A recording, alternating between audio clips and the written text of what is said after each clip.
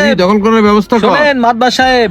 আসসালামু আলাইকুম মাতবার সাহেব। ওয়ালাইকুম আসসালাম। বলছিলাম কি আমার 5 লাখ টাকা লাগবে। ওরে বাবা, 5 লাখ টাকা লাগবে? হ্যাঁ মাতবার সাহেব, আমার খুব ইমার্জেন্সি দরকার। আমারে 5 লাখ টাকা দিতে হবে আপনার। 5 লাখ টাকা নিবি, ভালো কথা, কিন্তু আমার কাছে এখন তো 50,000 টাকা আছে। এটা নিয়ে তুই যা, বিকেল বেলায় তুই আমার অফিসে আসিস, আর সাথে তোর বাড়ির দলিলপত্র নিয়ে আসিস। একটা লিখিতের দরকার আছে না? আচ্ছা মাতবার সাহেব, ঠিক আছে, তাহলে আপনি আমারে আপাতত এই 50,000 টাকাই দেন। আমার এখন একটু ইমার্জেন্সি দরকার, আর বাকিটা সন্ধ্যের সময় এসে আমি আপনার কাছে নিয়ে যাবানে। আর আপনি ওই যে কাগজপত্রের কথা বলেছেন জায়গা জমির, ওই কাগজপত্র আমি নিয়ে আসবানে সন্ধ্যের সময়। এই নে, এখানে 50,000 টাকা আছে, এই নিয়ে তো জরুরি কাজ সার। আর শোন, আমার লেনদেন সম্পর্কে তুই তো জানিস, তুই যদি সঠিক সময়ে টাকা পয়সা ফেরত না দিতে পারিস, তাহলে কিন্তু জায়গা জমিন সব আমার হয়ে যাবে। তখন কিন্তু আর কিছু বলতে পারবা না, ঠিক আছে? আরে আপনি চিন্তা করেন না মাতবার সাহেব, এই টাকা আপনি সপ্তাহের মধ্যেই পেয়ে যাবেন।